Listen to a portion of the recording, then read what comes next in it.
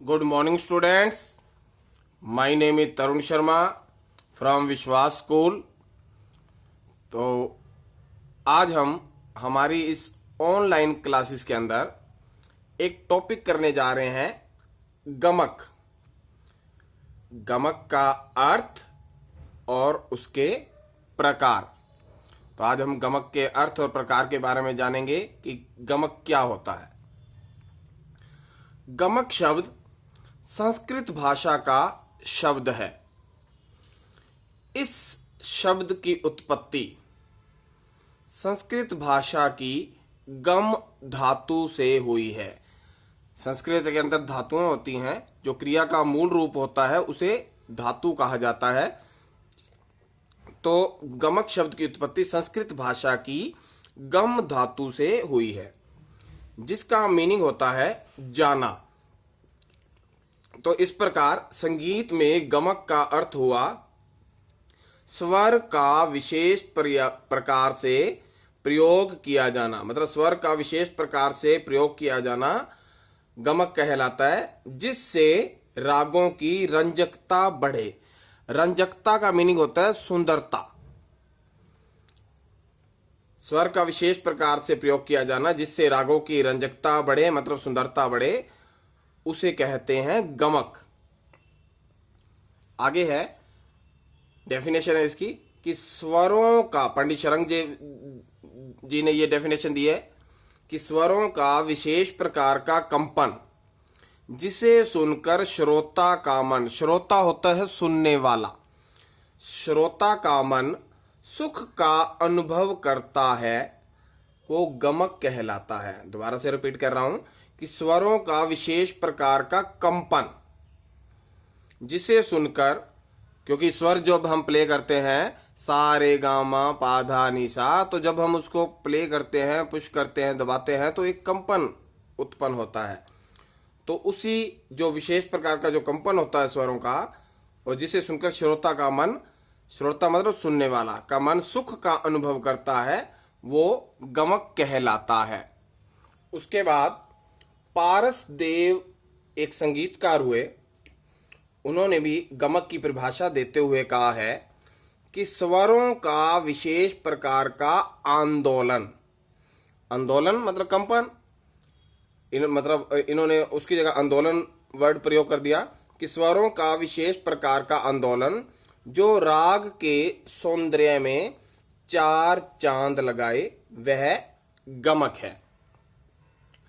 इस प्रकार संगीतकारों ने गमक की परिभाषा देते हुए गमक को भारतीय संगीत का अत्यंत महत्वपूर्ण अंग माना है। और एक संगीतकार हुए नान्यदेव, उन्होंने गमक को भारतीय शास्त्रीय संगीत को रागों की रीढ़ की हड्डी कहा। और उनके अनुसार क्या है कि गमक से ही कर्ण, जैसे कर्ण के अंदर क्या होता है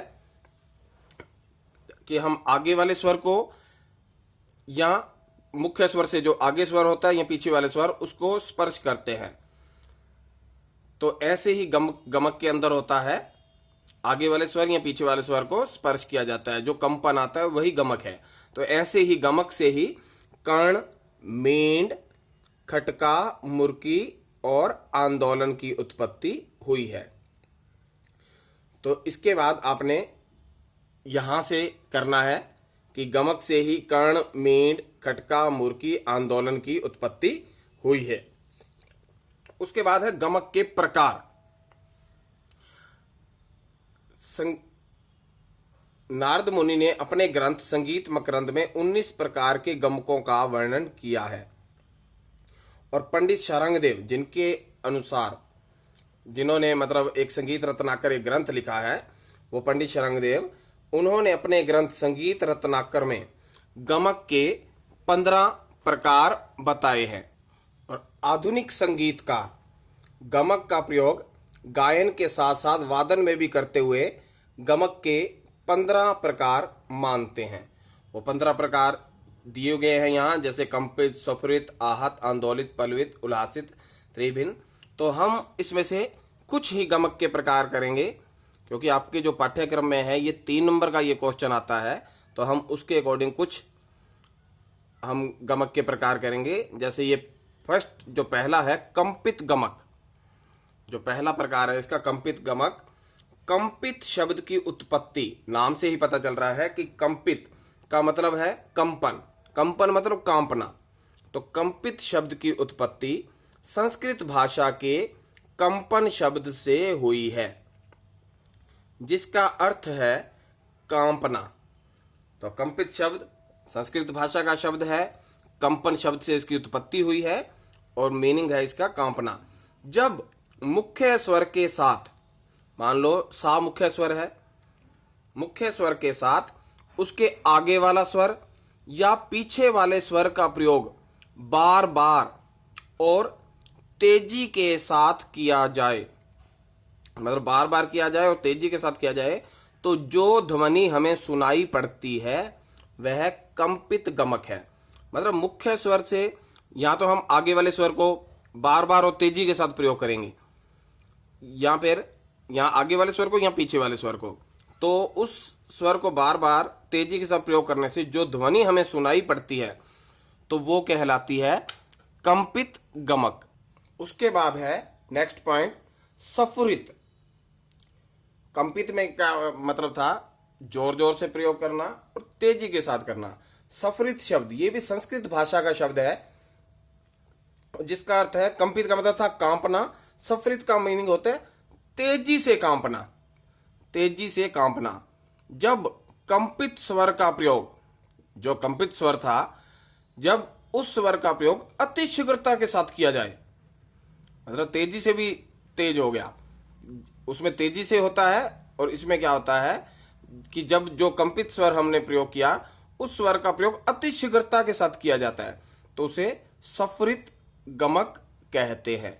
और आधुनिक समय में संगीतकार इस गमक को, जो सफुरित गमक है, इसको जमजमा के नाम से भी जानते हैं। उसके बाद है एक हम करेंगे हम्पित गमक। जब स्वरों का प्रयोग अत्यंत शक्ति के साथ एवं जोर से किया जाता है, मतलब जब स्वरों का प्रयोग अत्यंत शक्ति के साथ और जोर से किया जाता है तो उसे हम्पित गमक कहते हैं। और इस गमक का प्रयोग ध्रुपद गायकों द्वारा अधिक देखने को मिलता है, मतलब जो ध्रुपद गायक होते हैं तो वो इस गमक का प्रयोग सबसे ज्यादा करते हैं। उसके बाद है लीन गमक। अगला पॉइंट है लीन गमक। लीन नाम से ही पता चल रहा है कि लीन शब्द का अर्थ है एक दूसरे में समाना। जब दो या दो से अधिक स्वर आपस में विलीन हो जाते हैं, मतलब आपस में समा जाते हैं, तो उसे लीन गमक के नाम से जाना जाता है। अगला पॉइंट है हमारा मुद्रित गमक। मुद्रित शब्द की उत्पत्ति मुद्रा शब्द से हुई है। मुद्रा जिसका मीनिंग है आकार। जब मुंह को विशेष आकार देकर, जो मुंह से हम क्या करेंगे, विशेष प्रकार का आकार देकर स्वरों का जब कंपन करते हैं तो उसे मुद्रित गमक कहते हैं। मतलब जब मुंह को विशेष आकार देकर स्वरों का कंपन किया जाता है तो उसे मुद्रित गमक कहते हैं। उसके बाद एक लास्ट पॉइंट हम एक और करेंगे, निमित गमक। निमित शब्द संस्कृत भाषा का शब्द है, जिसका अर्थ है नम्रता। जब स्वरों का कंपन अति नम्रता के साथ किया जाता है, जब स्वरों का कंपन मतलब अत्यधिक नम्रता के साथ किया जाता है तो उसे निमित गमक कहा जाता है। तो ये हमने गमक के बारे में आज हमने पढ़ा कि इसके प्रकार होते हैं कंपित गमक, सफुरित गमक, हम्पित गमक, लीन गमक, मुद्रित और निमित। तो आज हमने ये गमक के बारे में और गमक के प्रकार के बारे में जाना। तो आज के लिए हमारा इतना ही टॉपिक है। Thank you.